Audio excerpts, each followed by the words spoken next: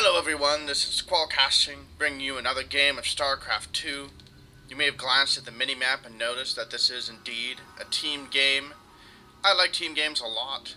I play team games quite a bit more than I do single player, or I should say 1v1s, and I decided I would cast some. So, before anything else happens, I am going to mention this is actually me. This is a game I played in. This up here is one of my friends who I play with. But it was a good game, and it illustrates a lot of the reasons why I enjoy team games, so I decided I'd cast it. So, there won't be quite as much of the surprise factor of, oh my goodness, there's now 50 Blue Flame Hellions in my base. But, still a good game. And for the record, I do usually blind cast all of the games I do. I just find it more enjoyable that way, and, you know, there's more of that surprise factor that, you know, it's a discovery. But in any case, so over here we have Averos, that is me, as the blue Protoss. Up here we have Absolute Chaos, the red Zerg. Over here, the purple Zerg, Remus. And Tony, the teal Terran. The Terran, of course, having the most ordinary name ever. Now, one of the reasons I enjoy team games is because you can do a lot of things that you just can't get away in a 1v1. In 1v1, you need to make sure you're always safe. You need to make sure you've got the correct composition to deal with what the enemy is doing. But in team games, you just don't have to do that as much. For example, in a 1v1, say you are a Terran and you are going against a Protoss. You know, in all likelihood, whoa, a lot of drones getting pulled. Don't know why I did that. Anyway, in all likelihood, if you are a Terran and you are going against a Protoss, you will need to get a bio ball with some Vikings to deal with Colossi if the Protoss is going for that, which most likely it's going to be. But in a team game, if you're Terran and you're going against a Protoss, you might not need to do that as much. You could probably just get just bio, and then say if your ally is Zerg, they can get Corruptors and just deal with the Colossi for you. And there's just some neat combinations of things you can get.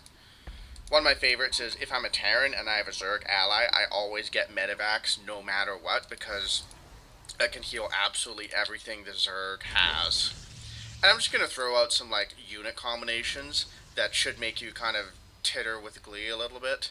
Medivac Roach, Medivac Ultralisk, Medivac Muta is surprisingly effective. Like, usually when you think of Mutas, they're like super fragile and you have to be careful and not engage in with them. If they have Medivac support, they can do really well. It's really cool. But anyways, Tony chose not to wall, so there are going to be some Zerglings getting in here, trying to micro his Marines away as best he can, pulling a bunch of SCVs to defend. And already this is doing quite a lot of economic damage, even though no SCVs have got down yet, because that's just so much mining time lost. There's not really enough Zerglings here to do significant damage, and they will eventually get driven away. Continuing to push up and chasing those Zerglings a long ways. Remus has gotten a Roach Warren, trying to get Roaches out. Averos getting some Stalkers. And more Gateways. And Red going for the fast expand. I think from this point I'll just use the team names, or the colors I should say, just because some of these names are, well, Absolute Chaos, that's a bit of a mouthful. So he is now red, this is purple, even though he's a Harry Potter character. Tony continuing to get Marines. SCV count pretty decent, didn't really lose very much at all there. And this expansion finishing up pretty soon. Blue laying down some photons, pylons, what am I saying? Laying down some pylons, so that way he can reinforce in there if need be. And Remus has 2 queens out, so he can get his creep spread going. You do want to be careful with that in team games, because if, say, you creep down to here, all of a sudden your friend can't take his expansion.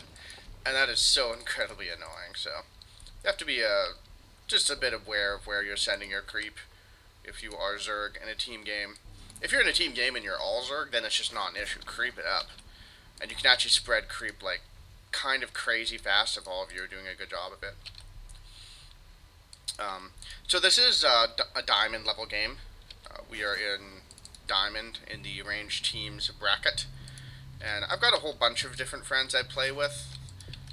Sometimes we'll do 4v4s, and not against each other, but there will be 4 of us playing against 4 other people. And for most of our teams, we usually end up in roughly diamond, so... looks like we got a bit of a push coming out here. And this is one of those kind of cool combos that you can do in a team game. Roaches, tons of health, not as much range. They can soak up tons of damage, while Marines, low health, have a bit more range and do higher DPS. And these two units just tend to mix really well together. Another good one is Roach Stalker. Got a decent defending force here. We'll see how we do. Purple, definitely making a bad decision engaging without his ally. Going to lose a couple roaches. Definitely good for the Western team. But the Marines are there now. Now we're having to fall back. And that's just so many Marines. Even brought SCVs along.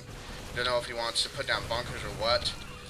And just having to micro as best as he can to try to stay alive, not lose too many stalkers while picking off units. And Purple chasing. And this expansion is probably going to die. There just isn't much of anything. Red only has 20 lings out, which is a decent number, but just can't deal with this many Marines and roaches. So just sacrificing the expansion, quite unfortunate. And now this, what's about to happen? Okay, so Teal's pushing up here, while there's some fighting going on here as well. And he's not running from these zealots, which is a terrible decision. And Purple coming to push up again a little bit. But what you'll note is Teal engaged up here without Purple. Never split up your army in team games. There's very few situations in which that's a good idea. But fighting's still going on. Red got some absolutely incredible Baneling hits that cleaned up a ton of Marines and just barely deflecting this aggression. Lost the expansion, but we didn't die. That's the main thing. They didn't die. I'm going to try to be objective. Pretend this isn't me playing this game. Teal, bit of a mistake, has a rally out here, loses a Marine for free. I'm just trying to fall back. Blue looks like he wants to push forward a little bit. Try to deal a bit of damage since he does have those stalkers and they are quite fast. There's no roach speed or anything right now, so he can retreat with ease if he so desires. A couple links coming forward to help as well. But once again, just a couple too many Marines having to fall back. And Red re-expanding behind this. So pretty standard thus far. Take a look at the building tab. There's Teal as the usual Terran build bar always has like 7 trillion things. And then the Zerg build bars only ever have like 2 or 3 things. Something I've noticed, it's rather amusing. This larvae is not too long for this world. As the creep proceeds. That's right, larvae spontaneously combust in an explosion of blood when they move off of creep. And the Eastern team pushing in once again. Zerglings all dying, but soaking up a lot of damage so those stalkers can live. And Blink is done now. So can micro these stalkers back. Loses a few. And some roaches going up, trying to deal economic damage. Stalkers chasing. We'll see if they're able to accomplish anything. Red pulling his queen back, trying to keep it alive. The stalkers still chasing. And Zerg, oh, nice pincer there, which I of course knew was coming, but yeah, traps them nicely, picks them all off. A good defense, and it didn't lose his expansion that time. Blue also expanding behind it, but the Eastern team has also expanded as well. So neither team really massively ahead of the other. Trying to find the army size. Ah, here we go. Okay, so the Eastern team definitely has a supply lead, as Purple has 68 food and supply. But not a ginormous lead. And Blue pushing forward again a little bit. He does have Blink, so that will allow him to retreat more effectively. And speedless Zerglings really aren't going to accomplish anything at all against Blink Stalkers. Dealing some decent damage, blinking back, and time to run. Don't think he even lost any Stalkers there. And Marines pushing forward. They do have combat shield now, so they're a little bit more durable, but they still don't have stim. And without stim, they just don't deal with stalkers nearly as well. Starting to get some mining going on at the natural expansions. Got a single pylon here. Can potentially warp in zealots, maybe send them in on this expansion once it's up. Another pylon up here, just to kind of keep an eye on things. Wow, that protection tab is like taking up a significant portion of my screen. I'm just going to close that. That's a little bit too much. And blue getting a robo facility, starting to get double upgrades going. Always very intelligent. Upgrades help a lot. Red does have the melee attack done, and that does allow the banelings to deal quite a lot more damage to the Marines. And tan one-shot Zerglings. Blue looks like he was poking a little bit more, but got repelled again. A 5-life Stalker. Just starting to regenerate his shields. And both teams just kind of sitting back for the time being. Blue taking both gases, so he can begin getting into potentially Robotech. Or Colossi Tech, I should say. I always say Robotech, I don't know why. I already have Robotech. Robotech is done. What isn't done is Colossi Tech, which of course I know is coming. Yes, I'm going Colossi. I've seen this game before. Ugh. Honestly, blind casting is kind of easier because since I know these certain things are coming in the game, I'm kind of watching for them, and I'm kind of like, oh, wait for it. Like when these roaches were swinging back here and the Zerglings were about to come flank, but it hadn't happened yet, I was like, oh, wait for it. Oh yeah, look at that amazing pincer that I didn't know it was coming, really. Oh. Anyway, Red has started to get Infestors out. Infestor's quite good. And this is another one of those cool combos I was telling you about. Is the Robo Bay get down? Yeah, there it is. Yeah, Colossi Fungal is kind of insane. I'm just going to say that. Got another big push coming in, though. Tons of Banelings. They do have speed. They clean up those Lings with ease, pulling back for the time being. Don't want to be wasted against the Banelings. Getting some excellent Fungals down, just pinning all those Roaches in place and dealing a lot of damage. And Banelings surging forward to body check those Marines, but mostly body checking Roaches. But it all works out. Lots more Lings flooding out to help. Picking off some medevacs. This army getting rather yellow. Stalkers blink forward to deal damage. Continue to repel this, but needs to fall back. A little bit too aggressive. More Fungals going down. And this attack gets cleaned up. So the Eastern team has been quite aggressive this game. Had a number of good pushes. But the Western team always able to just hold on. Red keeping those Infestors burrowed so they can remain safe. Let's take a look at what we've got building here. Okay, so Teal is just going with 100% bio. Makes sense. Getting upgrades, very wise. Purple, on the other hand, looks like he's still just on Roach Tech. Yeah, he's still just going lots of Roaches. Not necessarily a bad move. But with Colossi starting to come out, he should probably look at trying to get something else. Thermal Lance is on the way. First Colossi is done. And 2-2, about to finish up. Blue pushing forward again a little bit. And this is always a good thing to do in team games. If you've got a unit that can basically run away for free, you know, push forward with it, deal damage. And I mean, that makes sense just even in 1v1s in general. But in a 1v1, you probably wouldn't see a player pushing out with a large group of Stalkers quite so much, even if they do have Blink. But in this game, it's more safe because Red is here to help defend with his... where are his Infestors? Oh, there they are. Okay, maybe he was scouting around with them. Oh yeah, probably saw all these Roaches and realized that would be bad news. Roaches look like they have a bit of a bead in this expansion up here, going to take it out. But Blue seems aware he's flanking. Ooh, this could be bad for Purple. And unless he runs like right now, he's going to get trapped in there. Zergling coming as well to help out. Soak a little bit of damage. And all the Roaches just getting trapped to that ball neck. This Colossi doing work. Doing lots of damage. Does not have the range upgrade yet, so needs to micro back a little bit. Second one arrives. And that is going to be the death spell for the Roaches. There's nothing they can do. And Purple just lost a ton of supply on Roaches. And all he really did was prevent that expansion from going down. So definitely not worth it for him. Gonna lose another Overlord that was just sitting there. This expansion though, finishing up. This one also done as well. Morphing into an orbital right now. Throwing down a missile turret just to stay safe against any sort of muta play. But as we know, there are no mutas. Red is all about them Infestors. Oh, never mind. Ha! Okay, so I guess he was making mutas. I actually forgot that. There are still surprises, even in a game I played yesterday. Who would have thought? Blue seems to know about this base, and since Purple just lost most of his standing army, he is not going to be able to defend this. Definitely going to die. Purple continuing to build up bio. Has a pretty decently sized force, throwing down a lot more starports. I suppose he saw those Colossi when they were over here killing the roaches and figured, you know what, I should start getting some Vikings out. And by some, we mean 3 starports worth of Vikings. It seems like the Western team, saw the SCV's mainyarding.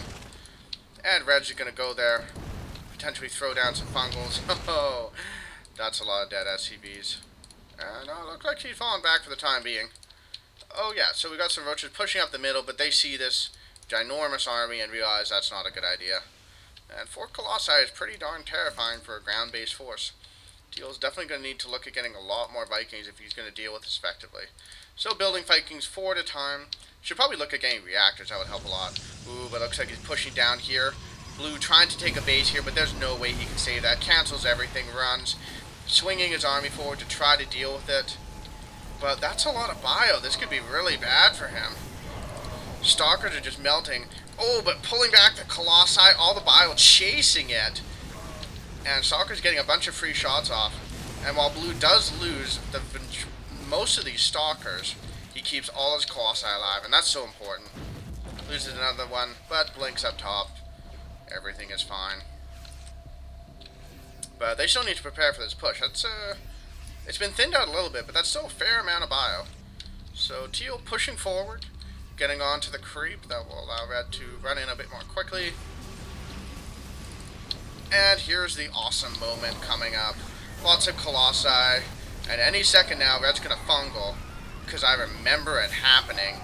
There we go, and look at that, fungal plus Colossi. That's almost as good as fungal storm. And Blue, once again, losing basically everything but the Colossi, but Colossi retention is so incredibly important, because Colossi take 75 in-game seconds to build. I think that's around a minute of in-game time. A single muta here killing off Tony's medevacs. I don't know why they're just sitting there. They must be on hold position or something. That's kind of odd, but whatever. So the Eastern team doing lots of aggression, but not actually accomplishing that terribly much. Cancelled a few expansions, but losing this one at some point. Okay, yeah, Red sent his infestors down there, put out a bunch of infested Terrans, and it did die. But Purple has started to get his own infestors. He does have that fungal growth, so that could potentially turn the tide. We will see. Purple losing an Overseer for no reason whatsoever, and that Changeling died in a hurry. And Red has a decent Mutaforce out. Could potentially do some harassment with it. Reestablishing this base up here. Blue taking this base, throwing down a couple cannons just to try to remain safe. Has all his probes hidden here, so wait if an army swings up, he can try to run them away. And looks like we got a big Zergling charge in here. That's quite a few Zerglings. They do have the 2 attack, so they'll be hitting decently hard.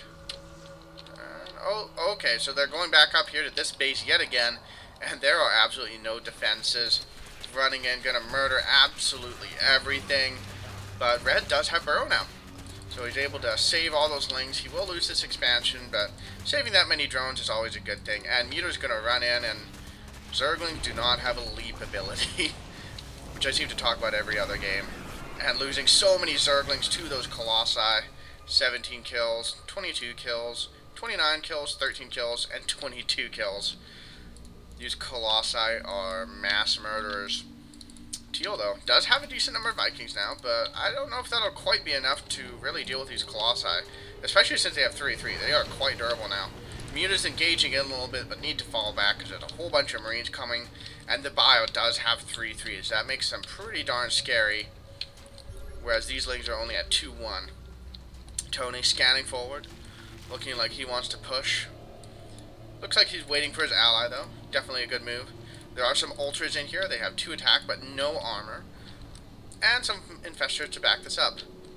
But they are sitting on the creep, so the Western team knows this is coming. And here we go. Teal and purple surging on in. Colossi going to work. Vikings not yet working on the Colossi. Needs to retarget those. And boom! Fungals everywhere. Colossi shredding everything. And I don't think a single Colossi went down. And the Eastern team definitely down on supply. 122 supply for the blue Protoss. Red Zerg at 94 supply. Tony leaves the game in a fit of rage. Doesn't even have the time to, or energy to type out something mean like, "My ally sucks," and then quitting. I'm sure you've all had that happen to you at some point. Oh yeah, I just remembered something I wanted to discuss about what's cool about team games. I didn't yet, so I'll talk about it and try to finish before this army gets there. So, yeah, I'm not going to finish in time. I'll save it for a future video. I was going to talk about economy management and how it's nice that you can transfer resources between players. These ultras just melting instantly. Get like two stalkers. Yeah, and there goes Remus. But what I was going to discuss was how, you know, you can move resources around. So say if you have a whole bunch of spare gas and you've got a Protoss friend making Colossi, like, move those resources. There is no reason not to. If he ends up not using them, he can potentially move them back to you later in the game. And you can just move resources around, kind of prioritize what you want. If you know your opponent's going for, like, just a... Say you're doing a 4v4 and one team has 4 Terrans. And they're like, we're all going to go Marine Medevac, and that's literally the only thing they do. You know, and if the other team has 1 Protoss, you can funnel lots of minerals and all your gas to that 1 Protoss, so you can make nothing but Colossi, and then you win with ease. Now, usually most teams aren't that single-minded in their play, but it can happen. And it's just another one of those aspects that I enjoy. You know, it also allows for a bit more, I guess, forgiveness for bad macro. Like, if you're macroing poorly, you can move the resource to a teammate who is macroing better. And then he can make use of that. So, anyway, I've talked long enough. This game's done, so thank you guys for watching. I hope you enjoyed it. Please like and subscribe, and I will see you later.